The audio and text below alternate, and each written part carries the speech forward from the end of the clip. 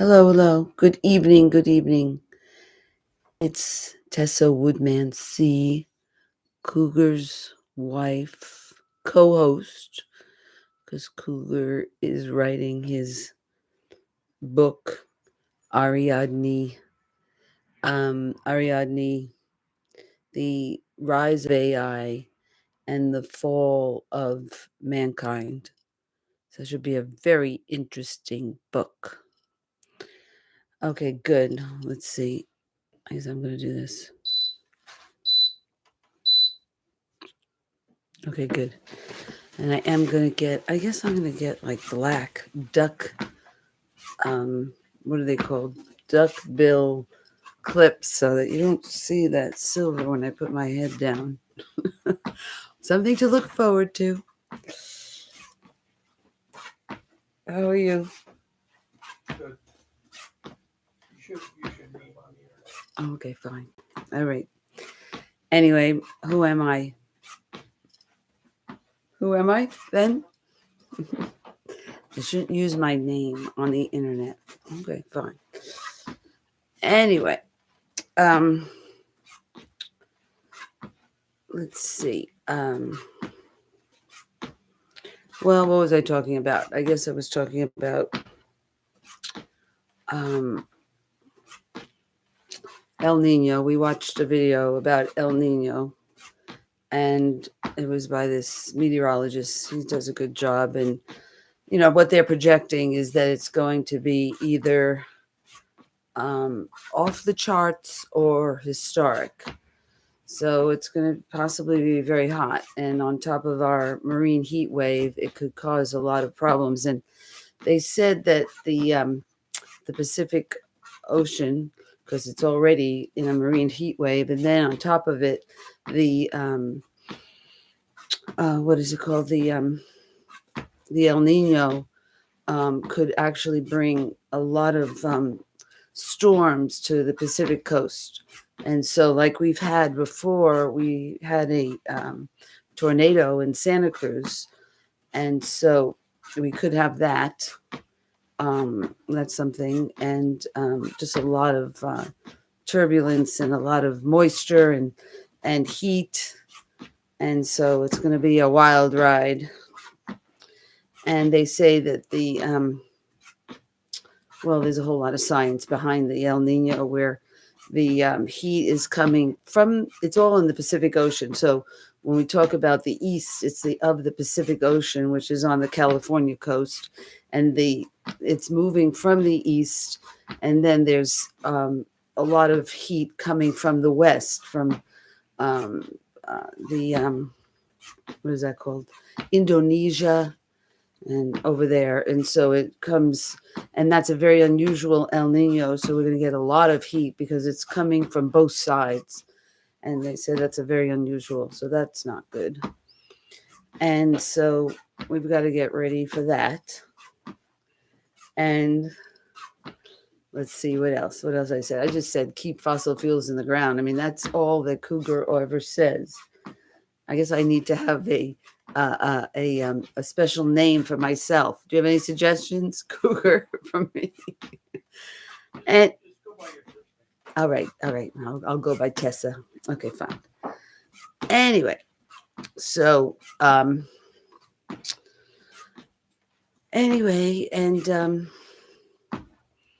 so what was I saying? Keep fast. That's all he says every time. When anybody says anything or any ideas of what's going to happen, it's like always, just keep fossil fuels in the ground, and then we'll just see what we'll get from that, where we go from there, right? I guess the specific thing I always do, and it sounds shitty, but it has to be done, is when someone says something like, "Well, we have to make the economy more equitable." I say, "Okay, that's a good thing to do. Distribute the wealth." But before you can do that, you have to stop burning fossil fuels. Right. If after you stop burning fossil fuels, there's any wealth left over, then you can talk about how to distribute it. Right. And when people say, well, we have to give everybody a universal basic income, we have to give everybody universal health care. Okay, stop burning fossil fuels first. If after having done that, you still have health care, you still have jobs, you still have income, then you can have these other conversations. Mhm. But you can't have these conversations until you stop burning fossil fuels first. Then you see what you have. Mhm. Then you decide what you're going to do with Right. whatever you have left, Right. Yeah. which may be nothing.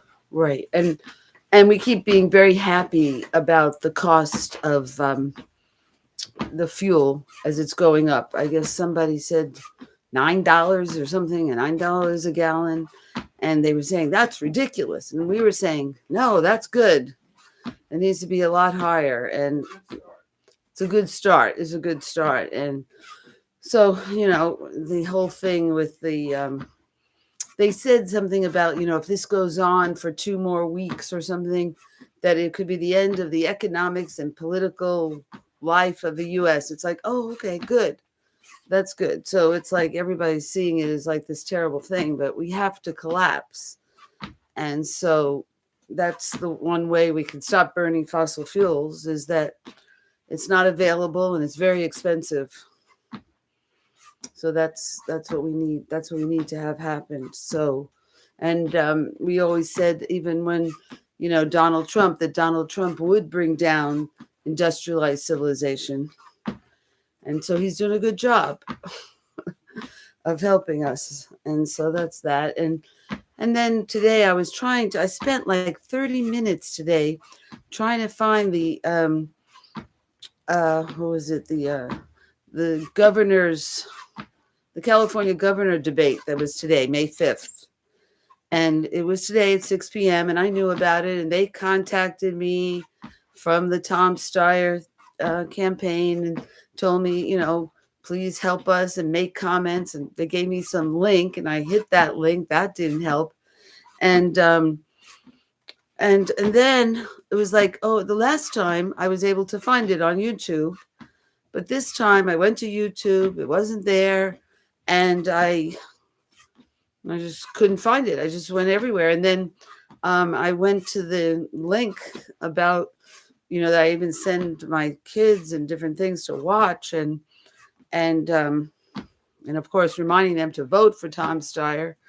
That being the change maker, as he claims himself to be, as well as the climate activist that he's been. And so anyway, but that was just frustrating. And then I even asked Google about it. I said, why can't I, why wasn't there a free stream of the governor's debate and on YouTube? But actually there was one that some guy put up, and he was commenting on it, but it was not the original debate. And I think my son found that too. But anyway, but that was like an hour later I found that. Anyway, and so it was just, and that what Google said is just that they have to make money, and they're these are expensive events, and they blah blah 2 hours of time, and so yeah, so I guess that's the end of the television age. Like back in the day, you would go to channel 4 or channel 7 and you'd watch it, channel 2, CBS, ABC. But nobody has a television anymore. So it's like you can't find it. I couldn't find it. So that was frustrating. Anyways, let's see, what else did I do today? I did go shopping. I got some food. I got this mix of salad greens. Those are really yummy. The what do they call that? There's a name for it, and it's hey Google, what is it called? The salad that you get in a bag that's a mix of greens, and it's called miscule or something like that. What is it called? Musicule. It's called mesclun. Mesclun. It's a mix of young salad greens. You'll often find it labelled as spring mix in stores. Mescaline. Is that spelled MESCALEN?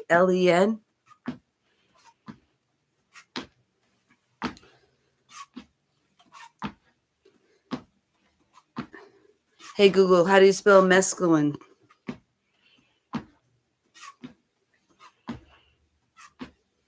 It is spelled MESCALINE. Please note Mesclun. that mesclun, the salad mix we discussed, is spelled mesclun. Mescaline. And how come? What is the derivation of the word mescaline to mean salad mix? Salad mix. Mescaline. MESCALUN.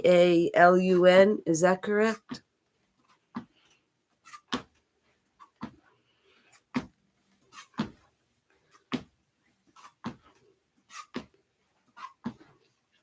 Hey Google, is it spelled MESCALUN? Excuse me. No, that's not quite right. It's spelled mesclun. MESCLUN. Hey Google, repeat.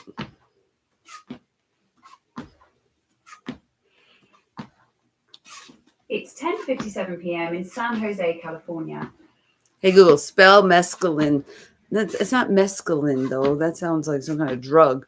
What is that salad mix and how do you spell it? I'm gonna get it eventually. Hey Google, what is that salad mix and how do you spell it?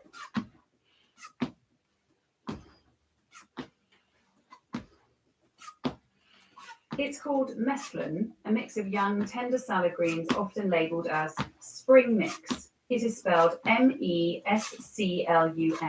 Mesculun. Mesculun. And how come, hey Google, what is the derivation of the word mesculin? Why do we use that for a mix of spring salad greens, baby salad leaves? Mesculin.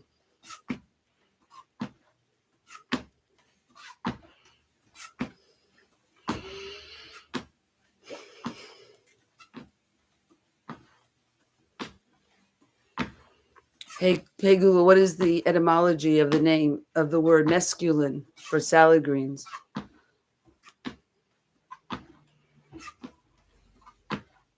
The word is mesclun, not masculine. It comes from the Provençal dialect word mesclar, which means to mix thoroughly. Mesclin. Hey Google, spell it again.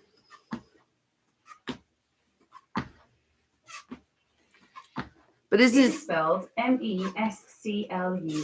Mesclin. Okay, it's mesclin. There's not mesculin like masculine or something. It's mesclin. MESCLUN. Correct? Hey Google, is it MESCLUN? Yes, that is exactly right. mesclun. Mesclin. And you're saying it comes from what language that means mixed? Hey Google, what is the etymology of mesclin?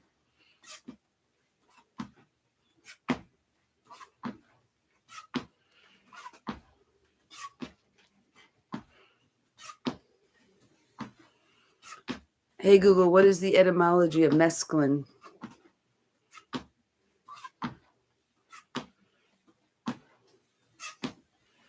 Mescaline comes from the German mescaline, named because it was discovered in the buttons of the mescal cactus.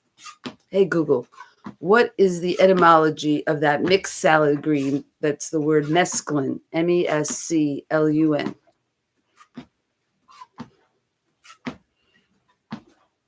Mesclun comes from the Provençal dialect word mesclar, which means to mix thoroughly or simply mixture. Hey Google, repeat.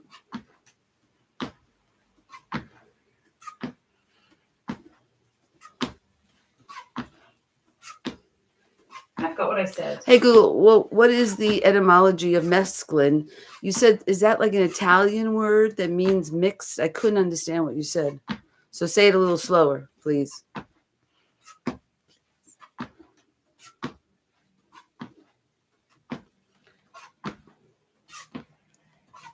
Mesclun, the salad, comes from the Provençal word mescla, meaning to mix. Mesclun, the drug, comes from the mescal cactus. They are different words. Hey Google, are you saying it comes from provincial mesclun? What language does it come from? Italian? I'll have to look it up. Mesclun comes from the Provençal dialect of Occitan, not Italian. It derives from mesclere, meaning to mix. Italian uses mistanza for a similar mix. Well, what is the country that you're saying? I don't understand where mescaline comes from. Provençal or something. What did you say? Where is that area that you're saying mescaline comes from? What country?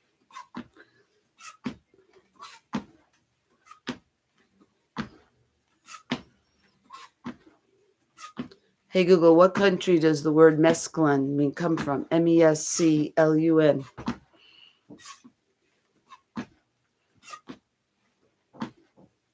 They are separate words with different origins.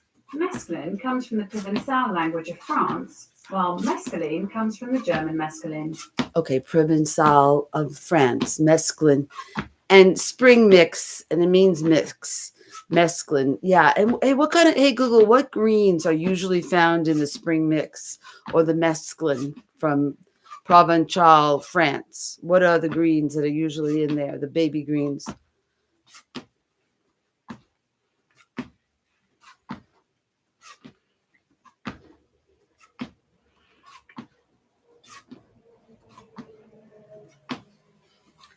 Hey Google, what types of baby greens are often found in a mescaline or spring mix?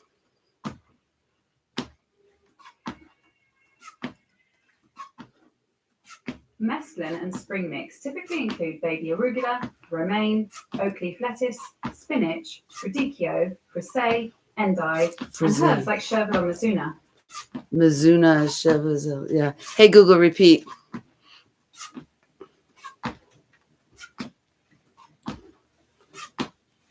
Mescaline is a Provençal term meaning to mix, while mescaline is named after the cactus it originates from. They are completely different words. Hey Google, what are the salad greens that are often found in the mescaline mix or the spring mix?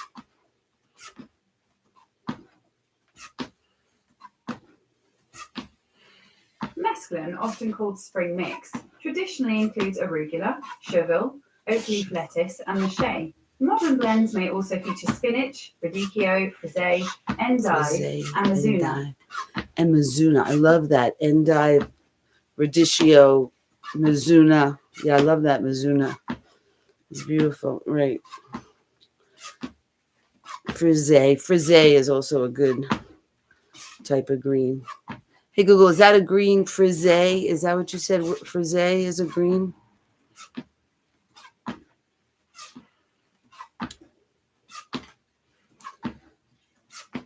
Hey Google, is frisee the name of one of the greens in the mix?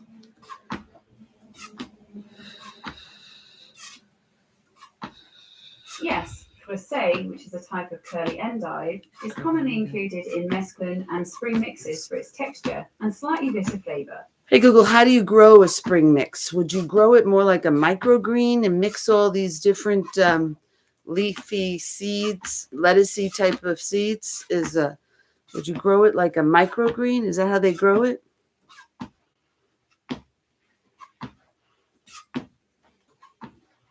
You can grow it either way. For salad mix, space seeds about an inch apart to harvest in 3 to 4 weeks. For microgreens, sow seeds densely and harvest after 2 to 3 weeks, once they develop their first set of true leaves. Hey Google, so if you wanted to grow a mescaline microgreen, would you be like mixing all those greens that you mentioned, the radicchio, the escarole, the mizuna, the frisee, those, and put all the seeds together and then just sow it very densely like microgreens? Is that how you could grow a spring mix or a mescaline?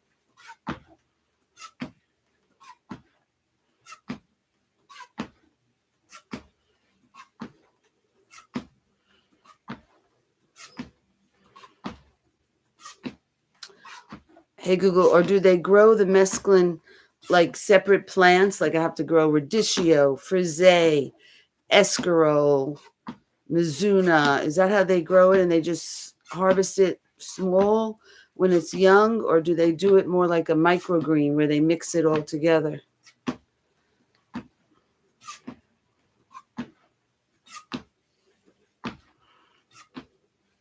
Commercially and at home, they are grown together as baby greens. You broadcast the seeds thickly in rows or patches, then harvest them by cutting the bunch when they're young. While you could grow them separately, mixing the seeds is the standard method for a true mesclun blend. Hey Google, so you recommend just growing it in your bed as a mesclun mix, like buy all the different lettuce type of greens and then mix them together and then just broadcast them into a bed and then harvest them when they're like 4 inches tall. Is that how you do it? Or less? Exactly. Mixing your favourite seeds together and broadcasting them in a bed is the easiest way to grow a custom mesclun mix. Just scatter them evenly, rake lightly to cover, and keep the soil moist. You can harvest by shearing the bunch when they're about 4 inches tall, leaving the crowns to regrow for multiple harvests. It's a very simple and rewarding process. Hey Google, repeat. Exactly. Mixing your favourite seeds together and broadcasting them in a bed is the easiest way to grow a custom mesclun mix. Just scatter them evenly, rake lightly to cover, and keep the soil moist. You can harvest by shearing the bunch when they're about 4 inches tall, leaving the crowns to regrow for multiple harvests. It's a very simple and rewarding process. Hey Google, so would you just buy all the different seeds and then just mix them together? Is that, or do people sell mesclun mixes? Seed mixes. Yes, that's exactly how it's done. You can purchase individual packets of your favourite greens, mix the seeds together in a bowl, and broadcast them. Many gardeners find this more affordable and customisable than buying pre-mixed packets. Would you like some tips on which varieties pair well together for specific flavours, like a spicy or nutty blend? Hey Google, yes. Good. Hey Google, what do you recommend for a spicy blend of mesclun?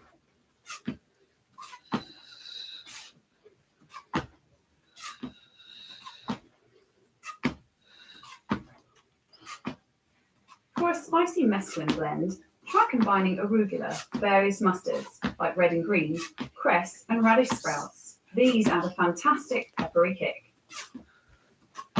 Hey Google, so if you add radish seeds, you're actually growing it for the leafy part versus the root or bulb. Is that true? So you can grow the radish for the leafy part. Is that what you're saying if you add it to your mesclun?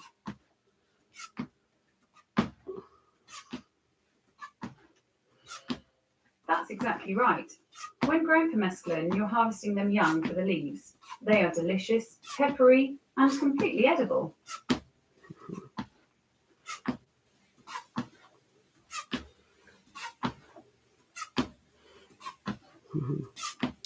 All right, well that's I had that today. Oh, and then I had my sweet potatoes, which were very good. I got from the farmer's market some purple sweet potatoes. Well, they were expensive. They were $5 a pound, but it's hard to find purple sweet potatoes. So I was happy to have those. I really like the Japanese sweet potatoes, but she didn't have those.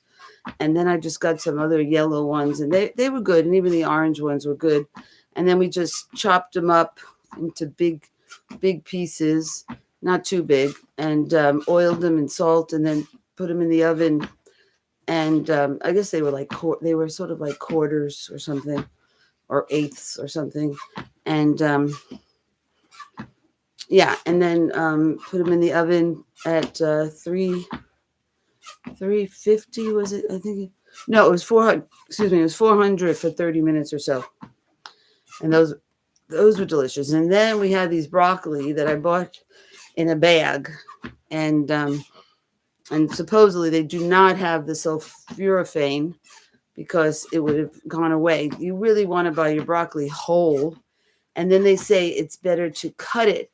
That you cut your broccoli and then you let it sit for about 40 minutes is what the science has shown. You sit it for 40 minutes, and then the sulforaphane. Hey Google, when you cut your broccoli and then you let it sit for 40 minutes, the sulforaphane is activated by another chemical. Could you explain that?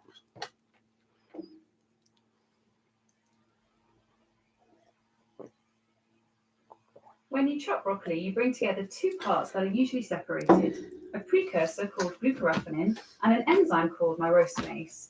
Once combined, the myrosinase acts on the glucoraphanin to produce sulforaphane. Allowing it to sit for 40 minutes ensures this reaction is complete before heat destroys the sensitive enzyme. Hey Google, and then if you cut it and you get those two chemicals, the woman was explaining it. It was sort of like a chemical reaction, like like when you take a light stick and break it, and then you get a chemical reaction. But what I was saying, Google, is like, do you then cook it after that, and what is the best way to preserve the sulforaphane, which is anti-cancer?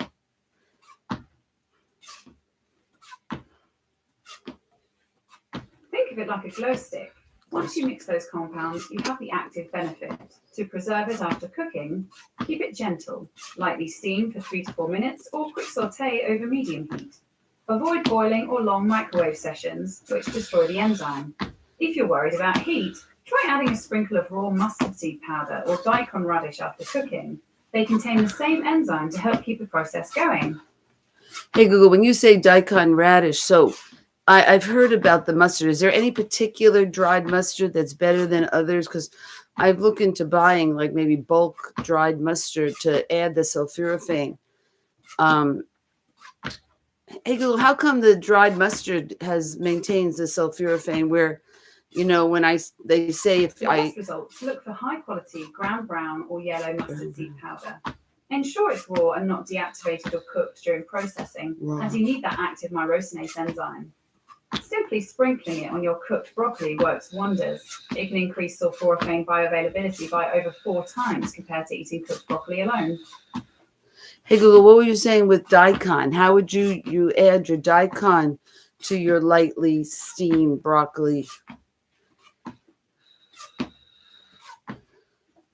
To add daikon, simply grate a small amount of raw root and sprinkle it over your cooked broccoli just before eating. A tiny pinch, about 1/4 teaspoon for 7 cups of broccoli, is plenty to provide the necessary enzymes. Since heat kills the enzyme, always add it after you finish cooking. Hey Google, so you're saying sprinkle shredded daikon onto the cooked broccoli? Is that what you said? Hey Google? That's right. Because the heat from cooking destroys the enzyme, sprinkling a small amount of raw grated daikon onto your cooked broccoli restores that reaction. Hey Google, if I take already chopped broccoli and I eat it raw, and even though they said like if you buy chopped broccoli that's been If you in a eat bit, raw chopped broccoli, the reaction happens naturally in your mouth. Just be sure to chew it thoroughly to maximize the benefit. hey Google, so even if I take, I bought from Whole Foods this chopped broccoli that's in a bag. So if I chop it even more, just to make it smaller, and then have a broccoli salad, is that have the sulforaphane? Yes, that works. Chopping it finer increases the surface area, and because you're eating it raw, your chewing will fully mix those compounds to create the sulforaphane. Hey Google, even though I bought it already chopped, but if I do additional chopping, does that increase the sulforaphane? Because they said, somebody was saying that once it's been sitting in the bag chopped, it loses the chemical reaction. So by chopping it smaller, do I increase the... Exactly. If that broccoli was chopped long ago, the enzymes have likely already been deactivated. Freshly chopping it yourself again triggers a new reaction. Hey Google, so basically just chop the pre-chopped broccoli that I got in a bag, just chop it smaller, and then I'm activating the sulforaphane again. Is that what you're saying?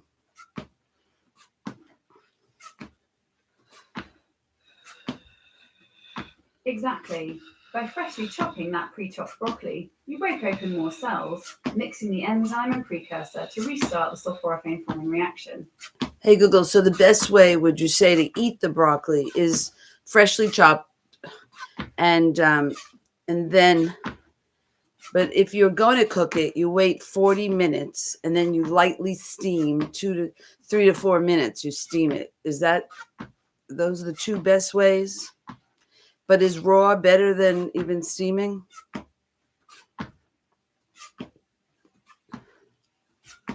Yes, raw is generally considered best because it completely avoids any risk of heat damaging the myrosinase enzyme.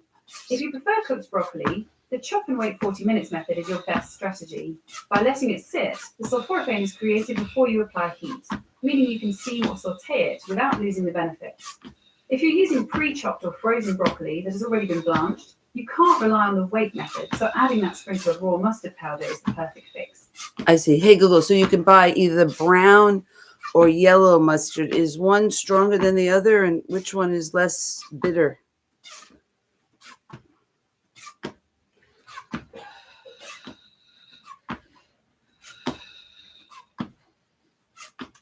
Hey, Google, which of the mustards is less bitter? Is it the yellow or the brown? Yellow mustard seeds are milder and less bitter than brown ones, which have a more robust, pungent, and spicy profile. Hey, Google, so when you buy your mustard, let's say you buy it from in bulk, but you want to make sure it's raw mustard powder. Is that yellow raw mustard powder would be the best or the sweetest one? Is that true?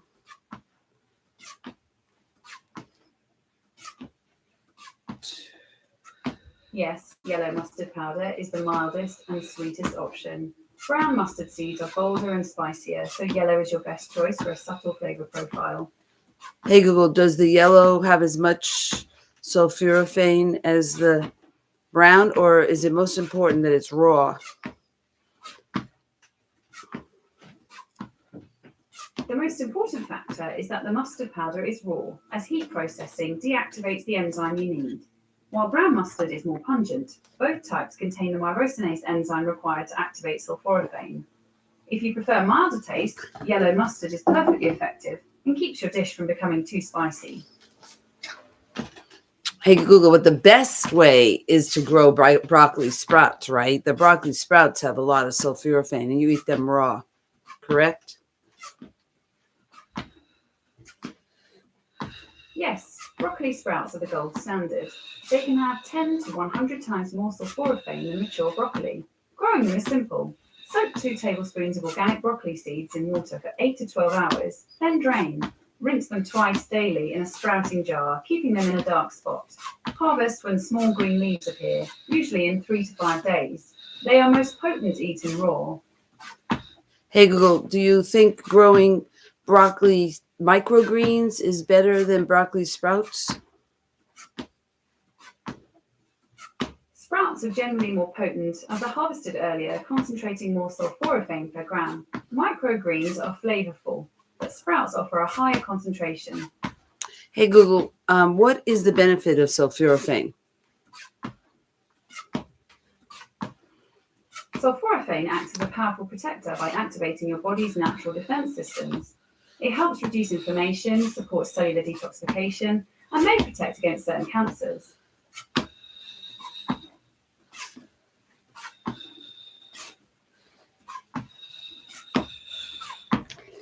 All right, let's say it again. Keep fossil fuels in the ground. Grow your own food. There we were. We were talking about growing your own food. That was good. And then nothing's in plastic bags. That's the best. And then there's no fossil fuels to bring it to you.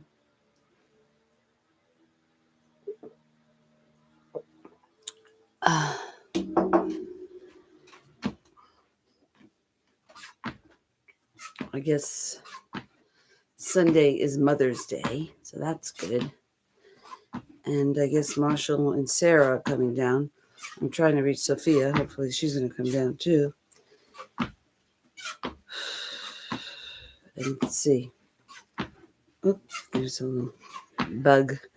Anyway, what did I do? I did soak my beets. I soaked the beets. I took a package that I bought like at the hardware store, Ace Hardware, had them on sale like for 30 cents each or 10 cents each. They were really cheap. So I bought some and they were kind of new. And so, and then sometimes I don't know if the seeds that I collect are charred or if they're beets. So I was like, I will try them. But and then I was thinking, so anyway, I just took a package. It was a small package, and I dumped all the seeds out. There was maybe about 50 seeds or so, and soaked them in water. And then tomorrow I'll plant them in maybe some 6-pack cells or something like that, and get them going. And I do is I multi-seed them. Like I'll put 2 or 3 in each cell, and then transplant them, and then they kind of push each other out, or you could pick one beet and get it, and then another one grows bigger. So basically I'm growing beets. And what else was I going to do? I guess I have, my neighbor friend gave me I gave her a little bit of money for it, and she donates them to, puts them out by her house. And she had the narrow leaf milkweed, and my girlfriend Mary said just put them all together so they grow close, and then hopefully the monarch butterfly will find them. So I'm going to maybe transplant those out of the 6-packs and put them in some soil. And then I got some basil from her too, so I'll do the same thing with that. I really need to clean my bed, so that's some job I've been putting off. And I forgot anything else. Well, my peas are drying, and my fava beans are not so drying, but the peas are drying, so I'll be able to collect those, the dried peas, and save those for when fall, and I'll plant more peas in the fall. So that'll be good. And let's see what else.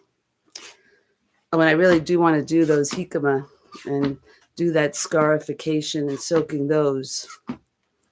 See how that goes. I guess I could sprout them in the little paper towel just to verify that they're viable, but they're kind of new. I bought them just recently, but you never know. So, and I love jicama.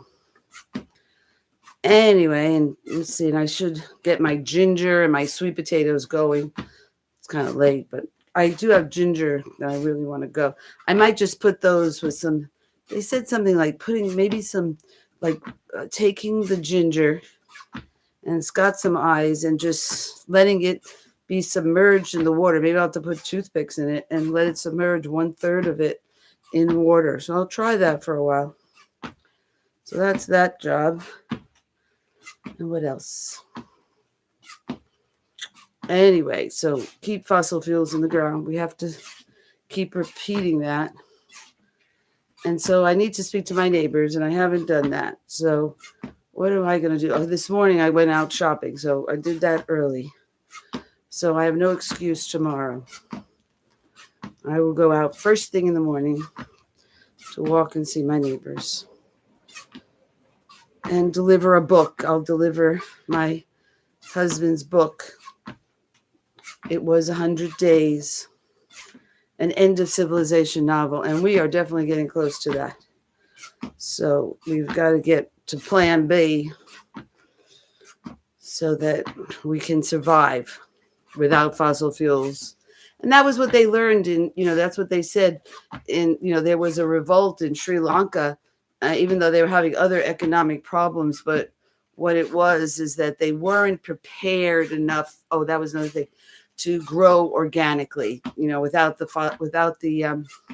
fertilizers and the artificial fossil fuel-based fertilizers from natural gas. So it's like, okay, that was the other thing I was working on, is I am going to get my worm or my compost tea, getting my compost tea going. So basically I can take a container of water, fill it up at 5 gallons, and then you let it sit overnight. So it outgasses chlorine. But hey, Google, doesn't the city of San Jose use chloramine in their water? Yes, San Jose water utilities do use chloramine as a disinfectant. It is safe for drinking, cooking, and bathing. Hey Google, so how do you get rid of the chloramine so I don't have it in my compost tea? To remove chloramine for your compost tea, you can use a small amount of vitamin C, Oh, I heard that, ascorbic but- acid, or Yeah. use Campton tablets to neutralize it quickly. Okay. Yeah. Another option is to use a catalytic carbon filter. Hey Google, Unlike how simple much? chlorine, How much? chloramine does not Oh. evaporate, so Okay. letting water sit out isn't effective. Isn't effective. Hey Google, how long would I put if I have 5 gallons of water, fresh water from the city, and how much vitamin C would I add? I have I think 500 milligram tablets. I mean, I did buy some vitamin C for that purpose. How much would I add to 5 gallons to get rid of the chloramine?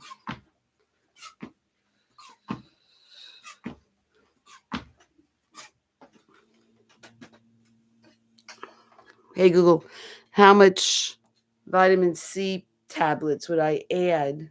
How many milligrams would I have to add to a 5-gallon can of water for worm tea? For 5 gallons of water, adding about 200 milligrams of vitamin C powder is typically effective to neutralize chloramine.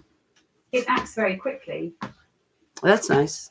So I'll take my tablets and crush them and put in 200 milligrams into the 5-gallon container of water, correct, Google?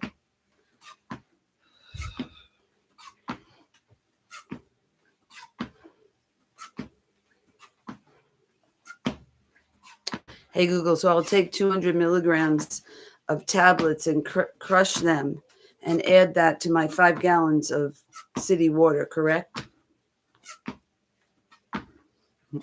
Yes, crushing approximately 200 milligrams of vitamin C and mixing it into 5 gallons of water is an effective way to neutralize chloramine.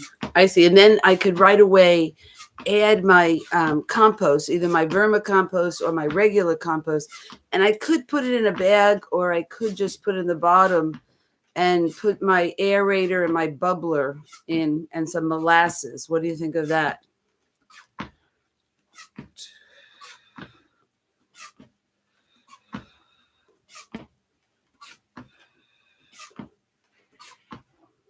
Hey Google, if I take my water and I go ahead and add like a cup or two of compost. If you're using vitamin C tablets, ensure they are just ascorbic acid without additives or binders. Crushing about 200 milligrams into your 5 gallons will neutralize the chloramine effectively and quickly.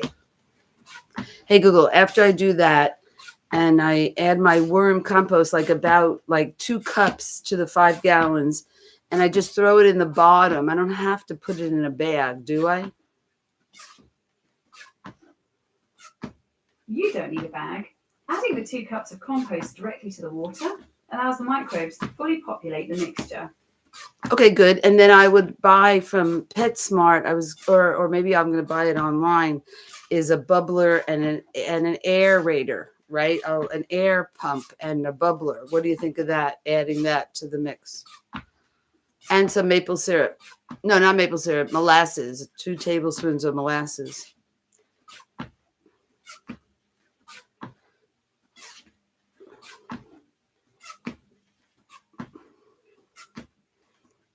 Hey Google, what do you think of that? Adding my bubbler and That's a solid, practical method for your compost tea. Using ascorbic acid to treat the water helps keep your microbes healthy and active. Hey Google, but then I was going to put in 2 cups of compost, either vermicompost or regular compost. Throw that in the bottom, and then connect my bubbler and my air. I guess they call it an aerator air pump, and also 2 tablespoons of molasses. What do you think of that setup for worm tea?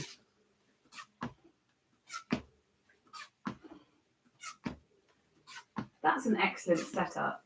Adding molasses acts as a microbe feast, helping your beneficial bacteria multiply rapidly. Just ensure you keep that air pump running to maintain high oxygen levels, which prevents harmful anaerobic bacteria from taking hold. Using your compost directly in the water works great too. Hey Google, would and having a bubbler then adds more oxygen, right? Is that what they do? Is get a bubbler? Is that true? Hey Google, adding a bubbler is helpful. A bubbler is essential. It prevents the water from becoming stagnant and ensures the beneficial, oxygen-loving microbes thrive throughout your brewing process. Hey Google, when I buy a aerator or an air pump that you connect the bubbler to, does it have to be a certain size, like 4 or 5 gallons? What do you recommend for the size of the aerator or the air pump, I guess they call it? For my 5-gallon can.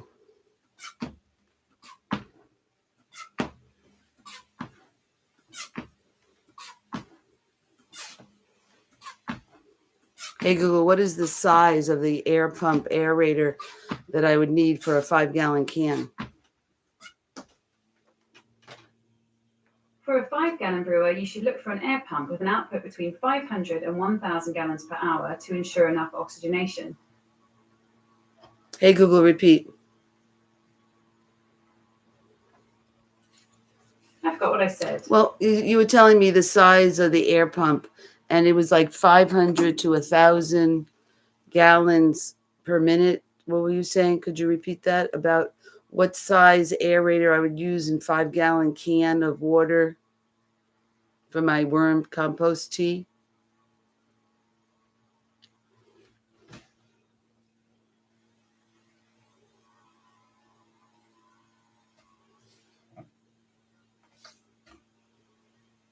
Hey Google, what size air pump aerator would I use for my compost tea for a 5-gallon can?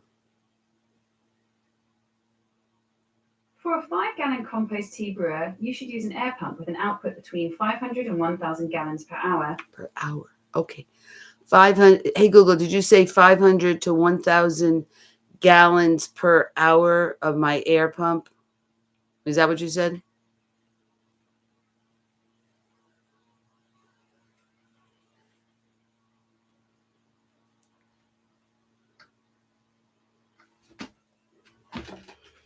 Hey Google, is that what you said? 500 to 1,000 gallons per hour for the air pump, and you connect the bubbler to that air pump. Is that what you said for the worm tea?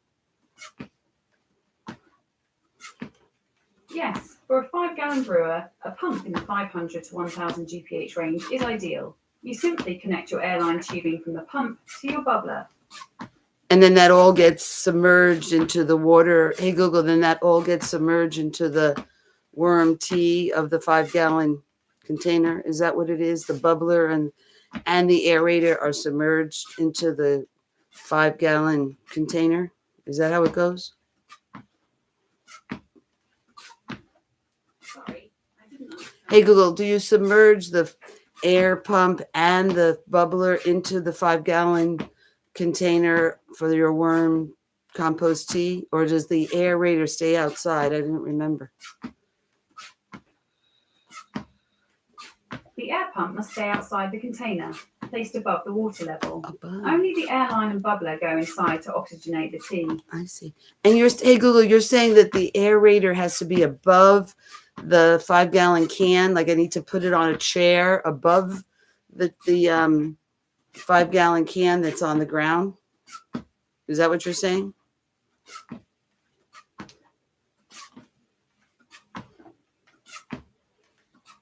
Hey Google, you said the aerator needs to be outside the container. Good.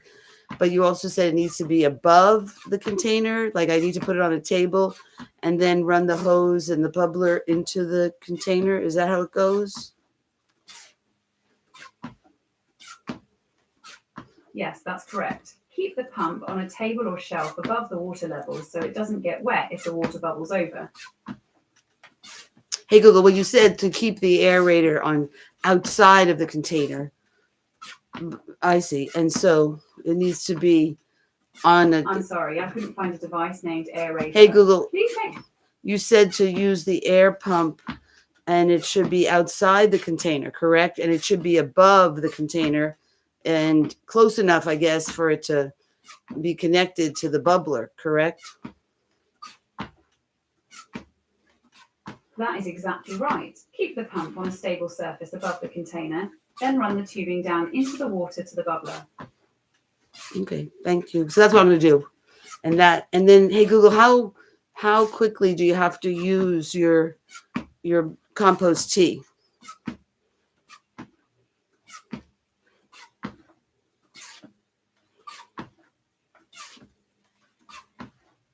Hey Google, how quickly do you need to use your compost tea? And how long, I guess, how long do you let it sit and bubble and things like that? How long do you let the aerator go on it?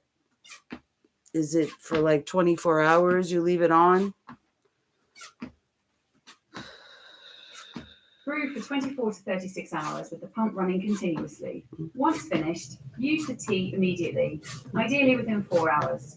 I see. And then you could even place the compost that's in the bottom just directly on the plants, correct? Hey Google, you could put the compost that's in there directly onto the plants. And then I guess they also say you can thin the tea out like 1 to 10 or something, or 1 to 5. What do you suggest with water?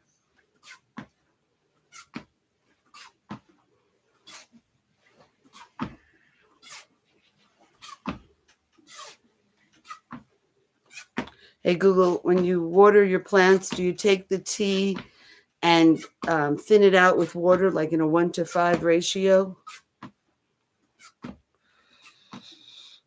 Yes, you should dilute it. A common ratio is 1 part tea to 5 parts water, though some use up to 110. Hey Google, and then you could just place the leftover sludge or the worm compost directly on the plants. Is that true? Why not? Yes, you can apply worm castings directly to your plants. As a top dressing, sprinkle a thin layer around the base of your plants. Hey Google, I was thinking the compost that you used in the tea, making the compost tea, that too can just be placed around the plants, correct? Yes, you are right. After you've finished brewing, the spent castings inside your bag can be spread around the base of your plants as mulch. Hey Google, I didn't put it in a bag. I just threw it into the container. Is that okay to just throw it into the container? That's fine. If you didn't use a bag, just filter the tea through a mesh screen or cheesecloth before applying it to your plants.